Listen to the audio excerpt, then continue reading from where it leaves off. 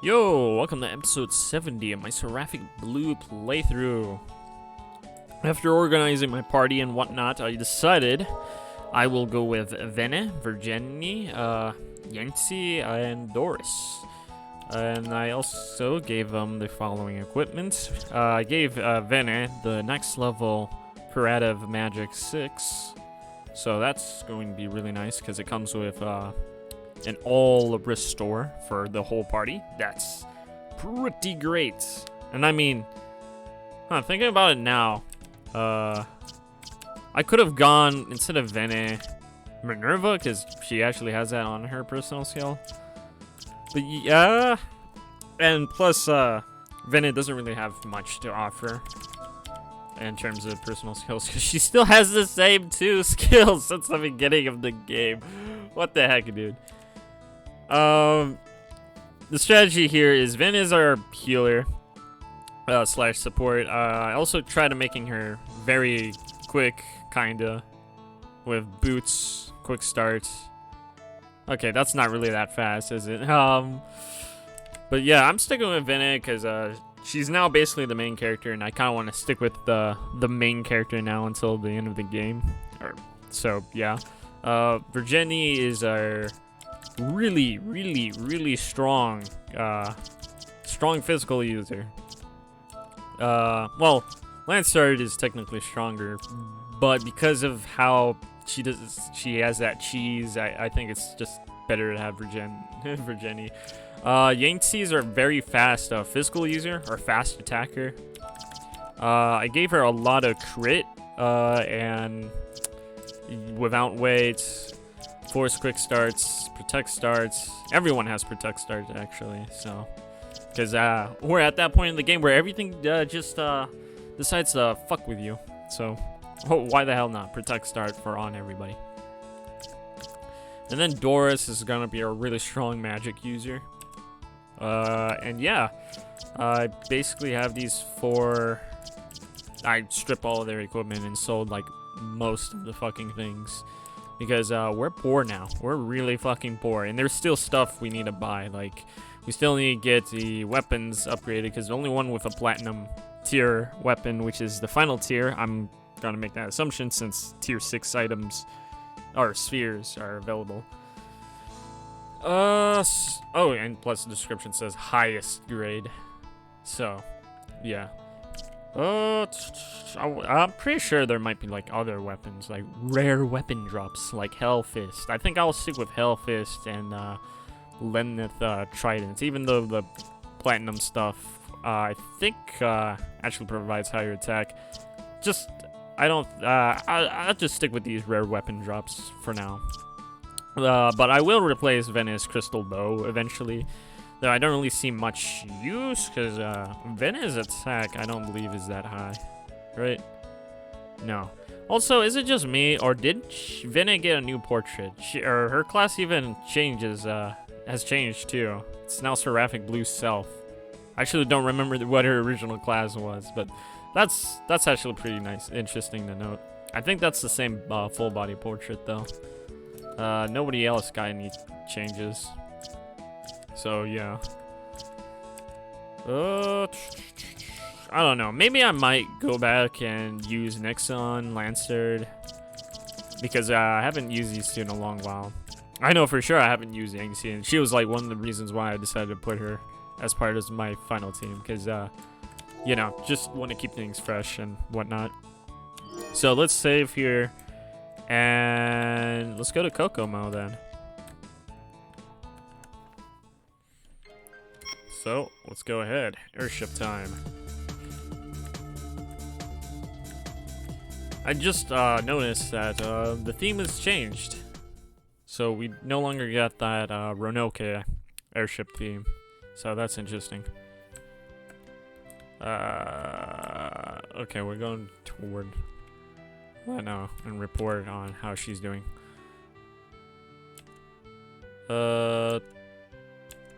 You say the same thing, dude.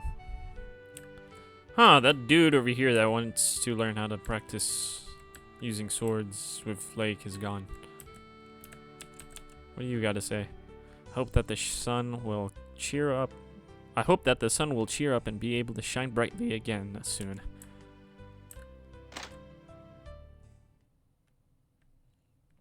Alright. Madam Elena.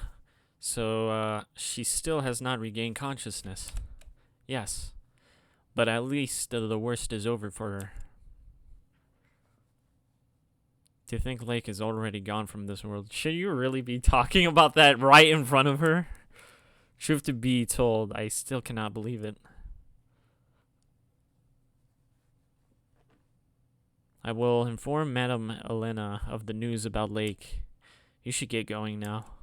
There is something you must do, right? Yes. I will be certain to complete my mission. Lake. Did she just take care? Oh, man. Looks like as if she's already aware of what happened to Lake. I am not surprised, though, given how close she and Lake are to each other. Only she knows Lake best.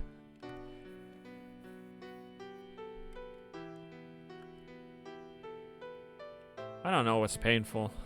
A son to lose his mother, or the mother to lose her son. That's pretty sad. I could tell as well that Lake just conversed with Madame Elena in her dreams. And the words that he said to her are likely similar to the words he said to me in his last moments. I know one thing for certain, though. Lake was, no doubt, all smiles in both cases.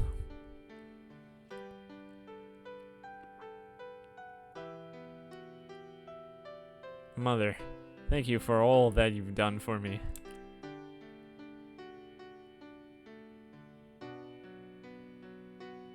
You're most welcome. Take care.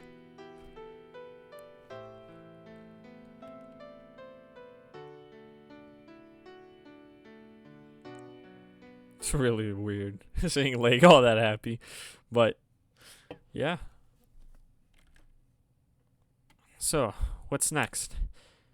We return to our headquarters. There are some things we have to discuss first before we proceed with our next course of action.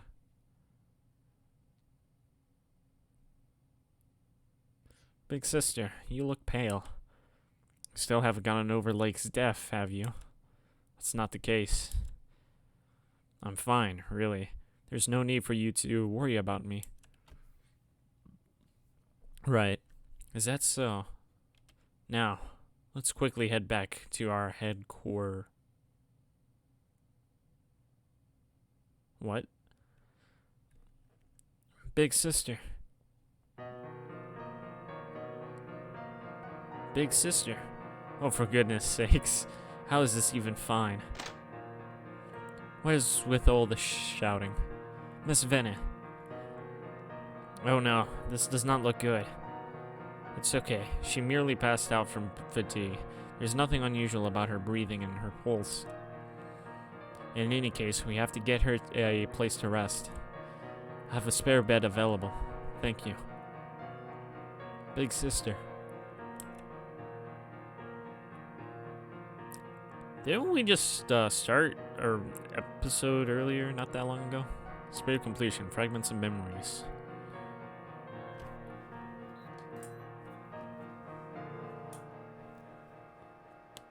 Thank you. Thank you for giving me the strength to fly. It has been a while since we were being honest with ourselves, hasn't it? Last time we did that was during our mini residence together with Fritz, right? That was all in the past, though. You have that stern look on your face, as always. Of course, I must remain vigilant for when the time approaches. By that, do you mean Inde, or do you mean me? Are you perhaps referring to Ern? So it has to be Ern, of all things. I have an inkling that the whole situation was changing 5 years ago. She has planned to interfere with my destiny since then. And it all began from the day you came about. She is no longer the urn that we know. She is a paradoxical half brought about by my self-injury. She represents denial and rejection of reality. She now stands against you while being separated from you. And she is imprisoned within me. I know. You have placed your hopes on me. You separated Urn from me so that I could build up my strength eventually to destroy Urn. She was originally a mere abstract being in your mind, but now things have turned out to be beyond expectations. Yes, Urn found a brand new answer. As she was denied from taking over me, she instead became an existence of her own, and now she stands alone and separate from me. Fortunately, she is still imprisoned within me. The fusion of you and me will cause a deviation in Gaia's providence. It will produce waves brought about by my return to your spirit. And those waves oppose the very nature of Urn's existence. Once Urn is exposed to those waves, she will be eradicated. But I doubt that will work. You may be able to give your all, but I will certainly give her the slip. No, that will not happen. As long as we can mutually connect with and embrace each other, and as long as we follow our hearts, anything is possible. So it will be our very last act together. Once that is done, I will probably become lonely. I am glad to hear that. The old you would not say things like that. Even if you were to truly feel lonely, you would not actually say it out loud. I see what she's trying to say. Are you afraid? Not really. I'm more nervous than afraid. Let's do our best to perform our final act together. Yes, let's do our very best. For our sake, we will see it through to the very end. So the goddess that Ende was referring to was Urn, isn't it?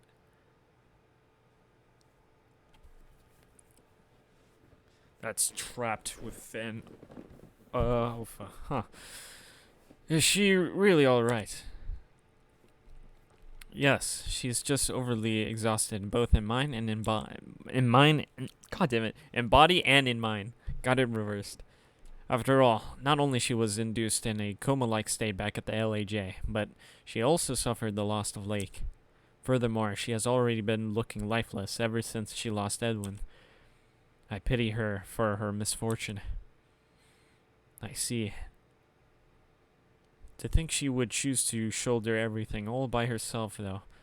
Damn, you know what? Thinking about it now, I kind of wish Lake got a shot against Ende. Whatever.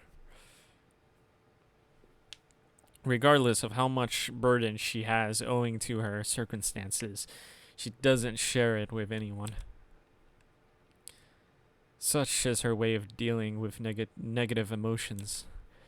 She believes that problems will arise if she reveals her negative emotions to others. That's why she keeps all those emotions to herself. Big sister, she was always like that. She was always worried about me, but she never talked about herself. Whenever I asked her what's wrong, she would always say, I'm fine. That is why I know nothing about Big Sister at all.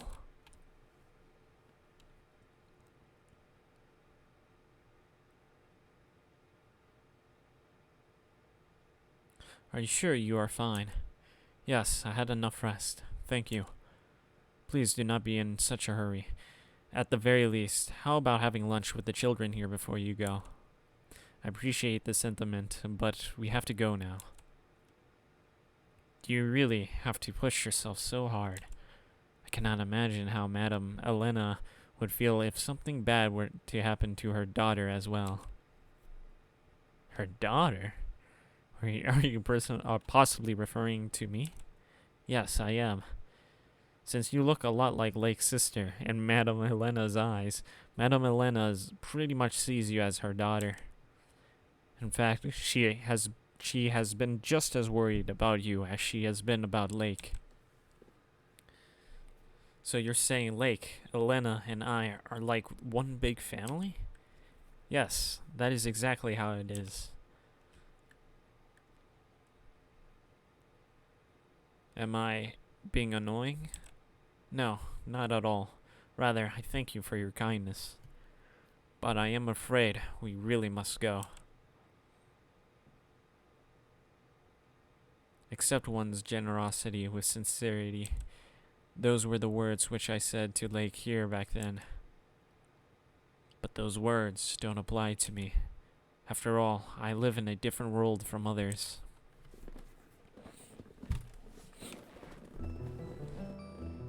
It's pointless trying to destroy me. Don't be so sure about that. At any rate, Vene has been steadily improving in strength.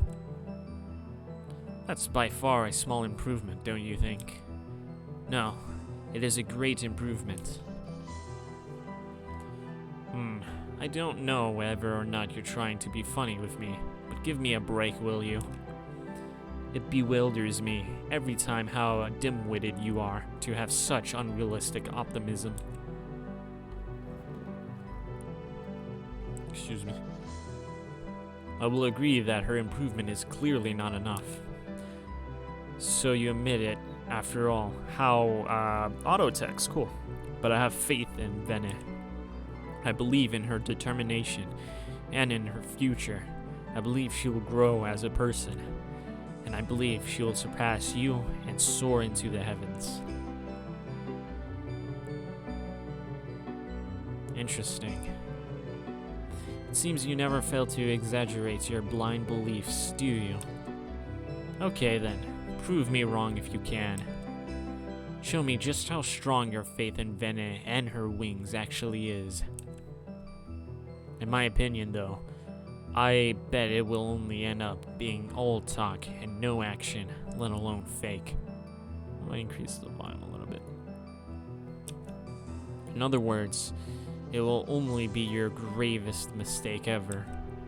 That mistake will speak volumes about your ignorance and your pointless optimism.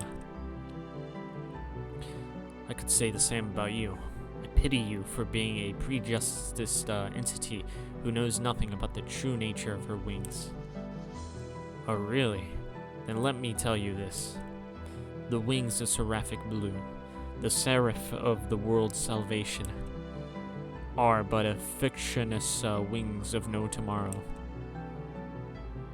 In that case, allow me to say this to you. The wings of refused Seraphic Blue, the Death Seraph, are but cursed black wings, are dark wings of the distant past. So you believe in the future, huh? Yes, the future lies in the heavens, and Vene will no doubt reach there.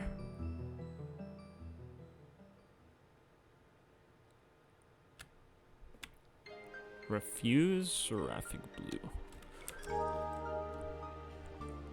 Okay, so where we gotta go next? I believe. Oh, it's She headquarters. Okay. Wrong button. Thought I was in the overworld.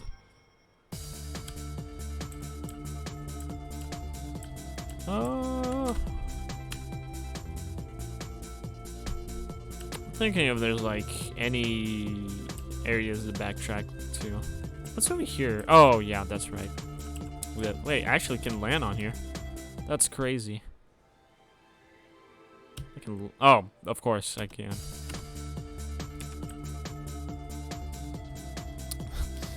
For a moment there, I forgot what that was. Fucking Fuzzy Garden. For some reason, I thought it was more. I don't know, more to the fucking right.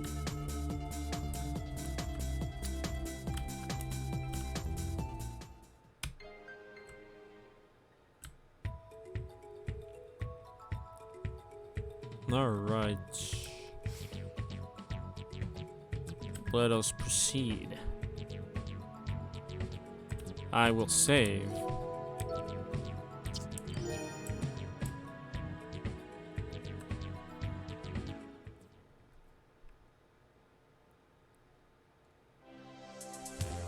Now then, before we discuss the issue on hand, allow me to recap on the events leading up to today. The War of Liberation was sparked by George and culminated in George's death. Although the motive behind the war was apparently driven by George's selfish desires, that was, in fact, an inferior motive. The real motive was Ende's goal of bringing about the remnant of Gaia, which he managed to achieve. That essentially shifted the odds in the favor of the Gaia Cancers. In other words, we can be certain that Ende is the real perpetrator behind the War of Liberation, while pretending to be an ally with Morgan, formerly the self-proclaimed ruler of Frezite, and George, a former powerhouse in the world of the ground. He got them to start a conflict with each other. In truth, however, it was all to call forth the remnant of Gaia. His plan all along was to use the war to deal a major blow to us in our fight against the Gaia Cancers. And so that plan of his proved to be successful. Hassan was retired from the front lines during the battle at the Black Lion ship number 8. Edwin and Kanye sacrificed themselves during the decisive battle with Morgan, and Lake gave his life away to save us during the decisive battle with George. As a result, the only natural enemy Ende has now is me, the only being of Seraphic Blue still alive. Unfortunately, the battle between us and the Gaia Cancers is entirely going according to Ende's plan at the moment. But the fact is, we can still drive him into a corner by defeating the remaining Gaia Cancers he has summoned or has yet to summon. Hence, let's look at how many there are. If I recall correctly, they mentioned there were like 8 Gaia Cancers very early in the game, right? We know from studies conducted by the CMGC that Ende is capable of summoning 10. Okay, never mind, I thought it was 8. Exceptionally strong Gaia Cancers. And so far we defeated 6 of them. Oh god! There's still so much game if we're gonna have to defeat all of them. Unless they're gonna be like rushed in or something. Oh cool, we get to see every one of them. The first one of them is Imgard, which was defeated in Torku Forest. Is this just gonna summarize the entire events of the game so far? Or at least the boss encounters. The second one was Orthrod, which was defeated in the salvage port of Juves. The third was Dylente, which was defeated in the streets of Rot and Chaos of Envy.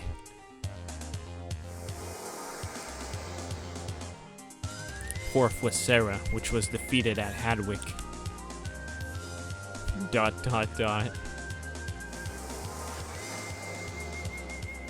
The fifth was Barbara, which was defeated along with Morgan in the CMGC's headquarters energy plant. The sixth was Gertrude, which was defeated along with George in the LAJ. There's also 3 other Gaia Cancers summoned by Ende, which currently possesses Laurentia, Gaia's giant tree, and has yet to be dealt with. Huh. Laurentia. 3 on Laurentia. One of them is Magdalena. Hope I'm not mispronouncing that. Another is Roswitha. And then the third is Anastasia, or Anthasasia. Oh my god, I can't even. This makes a total of 9 Gaia Cancers. In other words, Ende has so far summoned 9 out of the 10 Gaia Cancers. And since there has been no information on whether Ende can summon more than 10 Gaia Cancers, we can safely assume that Ende has only 1 Gaia Cancer left to summon. Also, we'll soon be dealing with the 3 Gaia Cancers at Laurentia. It is only a matter of time before Ende unleashes his final trump card. The final trump card will most likely be an ace, or even the Joker.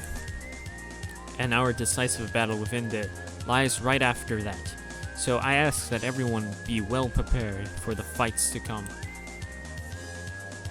Now then, let's get on the topic on hand. Before we proceed with this battle, there is actually something that needs to be done first. As all of you know, I became Seraphic Blue's two wings after Edwin's spirits entered my body, and after Lake's spirit entered my body, I became Seraphic Blue's self. In other words, I am the only person who can activate Gaia's rebirth. However, the truth is, there is something missing in me, and unless I possess that thing, I will not be able to fulfill my role as Seraphic Blue. Something is missing. Does that mean Seraphic Blue actually consists of a part other than the main body and the two wings? No. Rather, an existing part of Seraphic Blue is missing something. More specifically, the existence of Seraphic Blue's first wing is currently incomplete. Incomplete? So in layman's terms, a part of my spirit is missing. That doesn't make any sense. I mean, can a spirit even have a missing part in the first place? Well, normally that is impossible. So you're saying your spirit is not normal? I suppose you could say that. Big sister.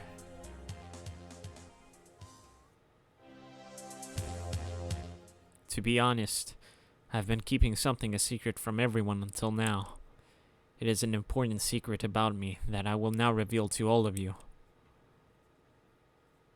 I am not Vene and Bash.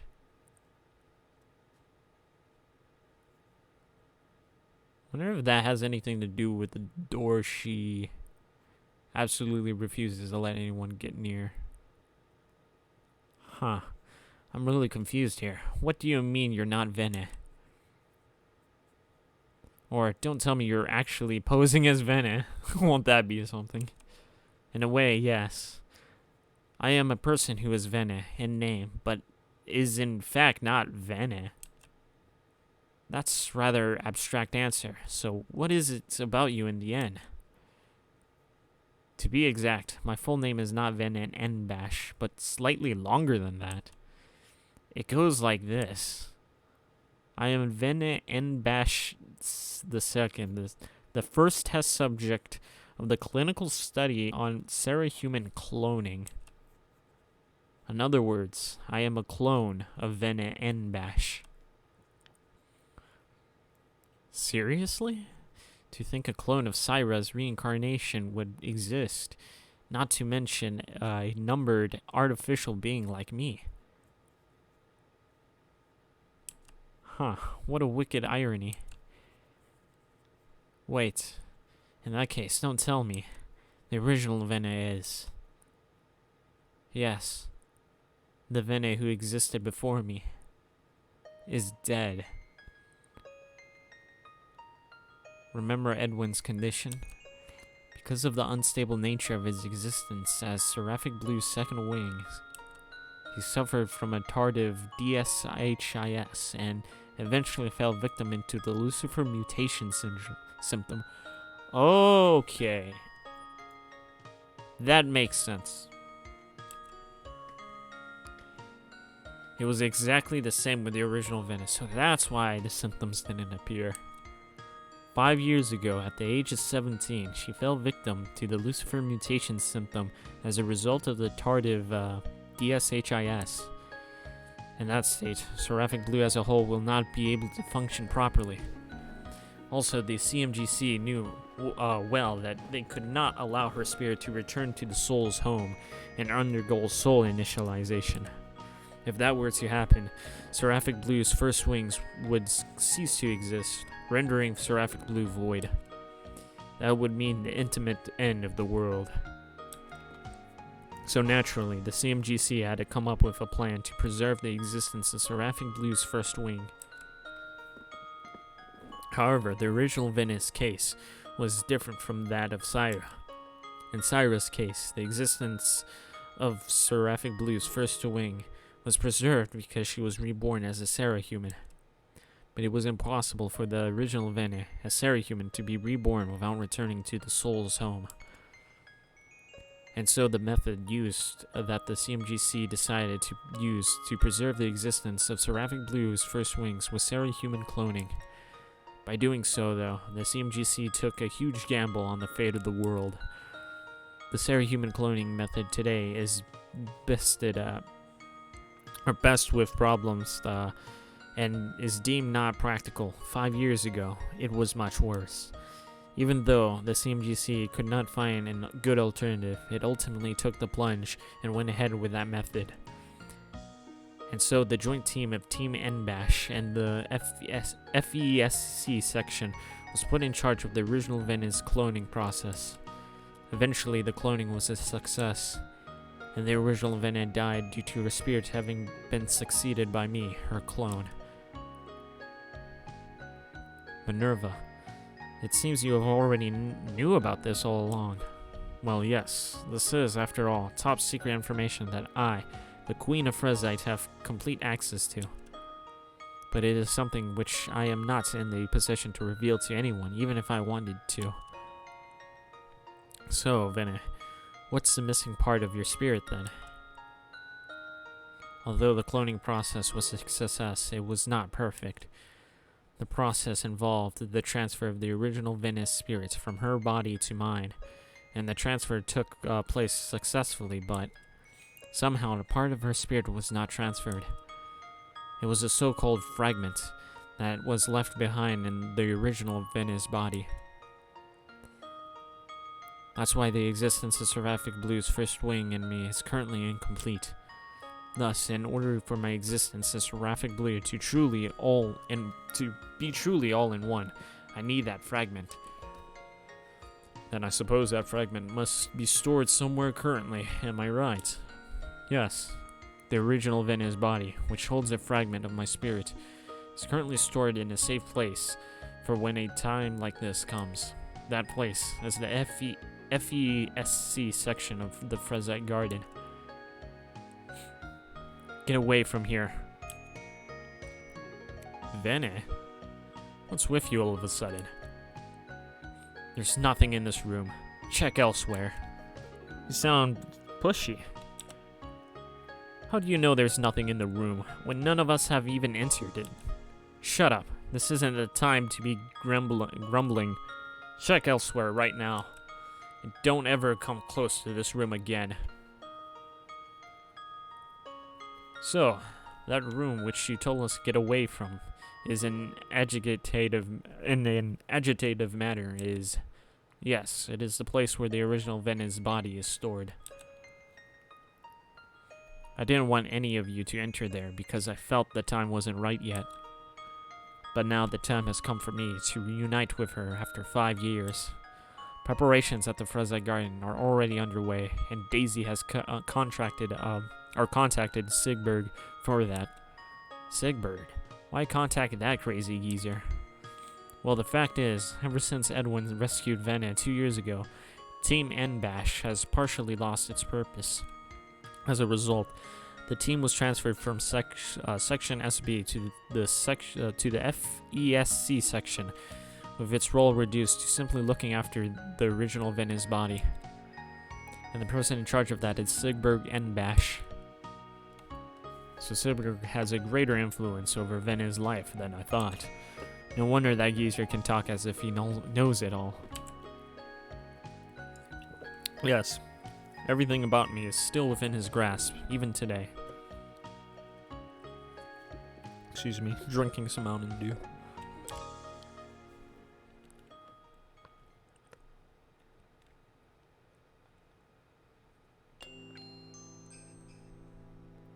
Vene.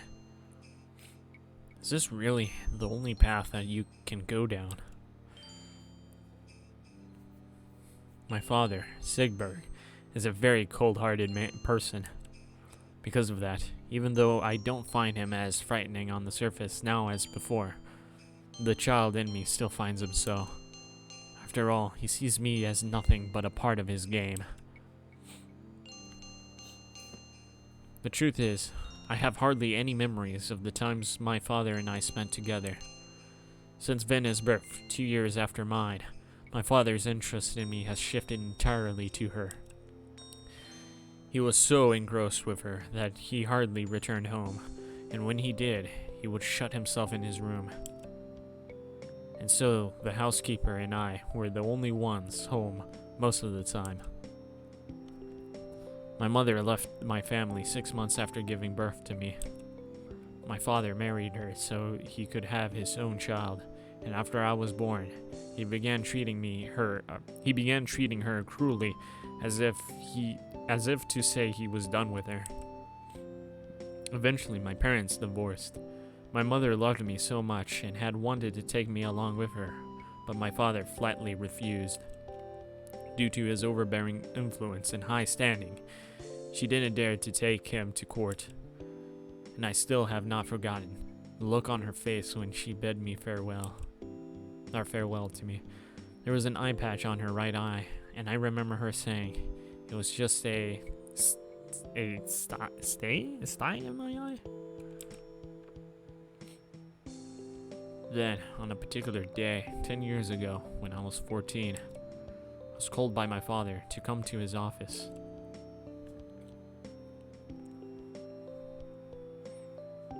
That was where I was introduced to a blue-haired girl. She was staring at me blankly with her blue eyes. Those eyes appeared dead and depicted sheer coldness and silence. They were much colder than my father's eyes, but were far from being as evil looking as his. Then I noticed the multiple layers of bandage wrapped around her right wrist in particular. The bandage was so thick that I couldn't bear to imagine the severity of her injury. That was the day when Venna and I first met. It was a social emotional development programming for Venna. I need to increase the volume a little bit. Just a little bit. That programming was launched to resolve the issue of Venna hurting herself. It involved getting Venna to socialize with another person about the same age as her, and I was the one chosen to be that person. The truth is, I had virtually no friends prior to meeting Venna. That was probably due to the fact that I was raised in a family void of love. I pretty much grew up becoming an extremely introverted person. And so, even though my meeting with Venna was by chance, I was glad to have met her. As for Venna, it would turn out that she would reciprocate my feelings for her. Gradually, she began to change from being robotic-like at first to being more human. She would laugh and occasionally get angry. Those are the memories of my close bond with her, which I still remember vividly today. And before I knew it, Venna became my most precious companion ever. However, 1 year after the social emotional development program was launched, those happy times came to an end. I was attached to the FVSC section as an intern, and Venna's tendency to hurt herself had largely faded away. As a result, the program ended. The mission of Seraphic Blue is to save the world from the Gaia cancers at all costs. And since Venna was Seraphic Blue's first wing, her existence was extremely important to the world. Because of that, her existence was classified as top secret. And consequently, after the program ended, I, who had no relation to Seraphic Blue, lost all means of contact with her. No matter how many times I pleaded with my father, he would ignore my request and only reply with a reminder about keeping her existence numb. As I was unwilling to just forget about Venna, I aimed to do well in my internship so that I could get the opportunity to reunite with her. However, by the time that happened, 4 years had passed, and it appeared that I was a step too late. Yes, on that fateful day 5 years ago, Venna and I reunited, but not in the way that I expected. What was supposed to be an occasion that I looked forward to turned out to be all but a betrayal. Vene had grown black wings.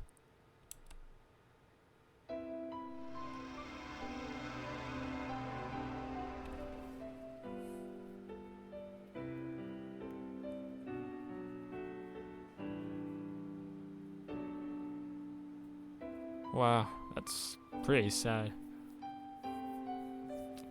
Vene.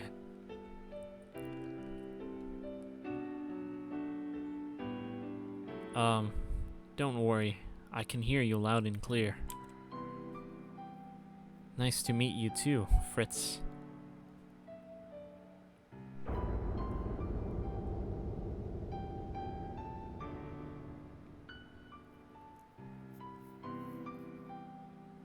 I actually really like this part of the story. Vene.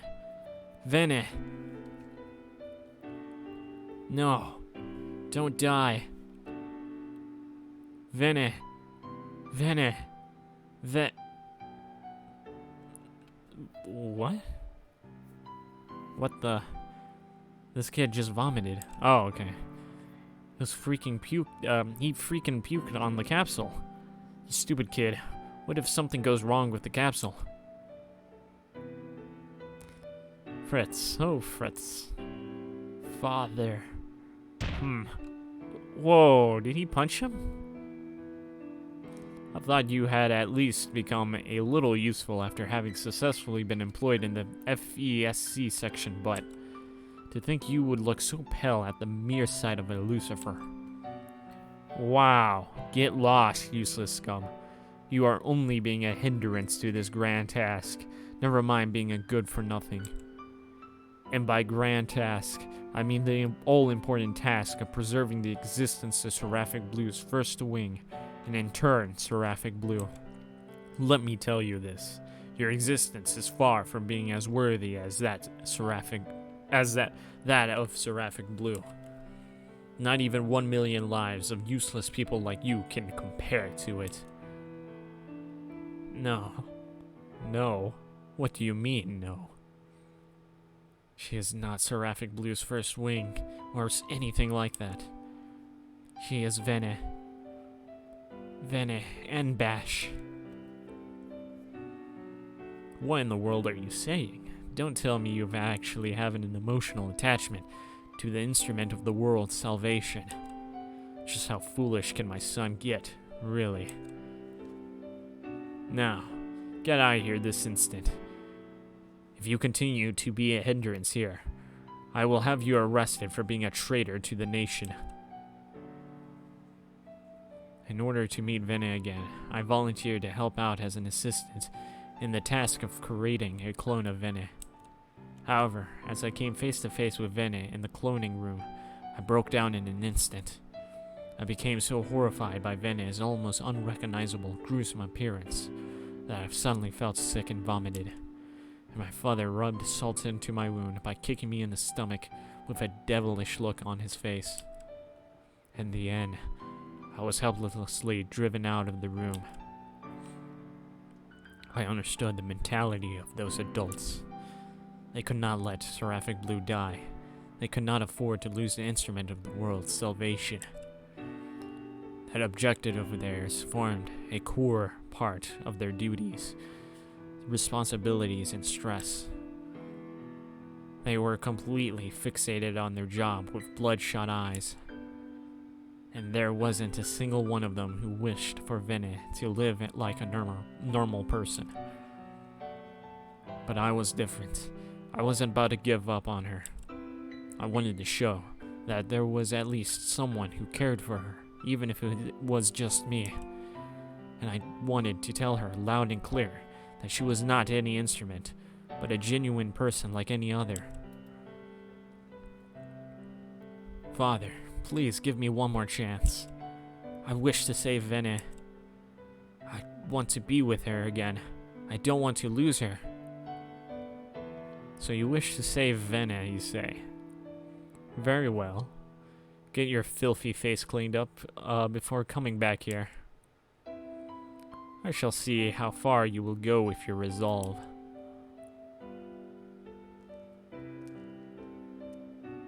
Since then, she has continued to live inside that capsule. but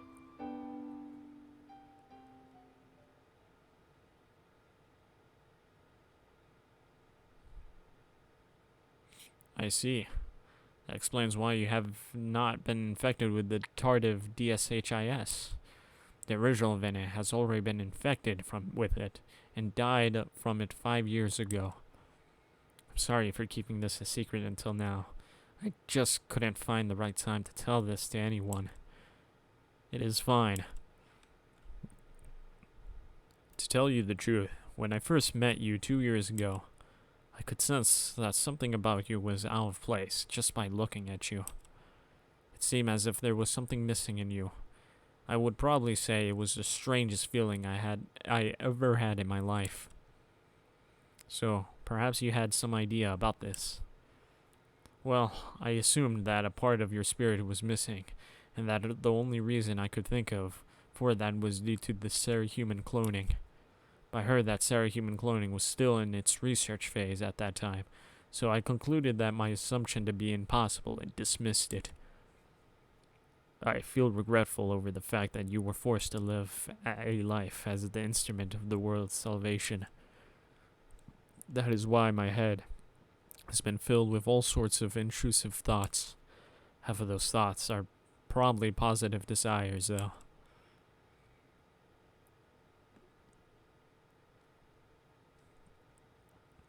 Sorry to interrupt, but we're all set to go. Alright. All the best. Thank you.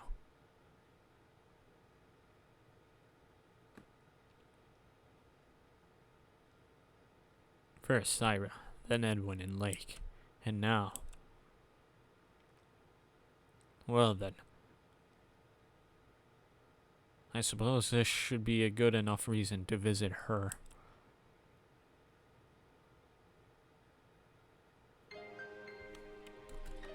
Okay, I think I might just end the episode here for now, since it's already been like 40 minutes. So that was a really interesting episode. Really like that whole subplot with Fritz and Vene. The original Vene, to be exact. But yeah, I'll see you guys on the next episode.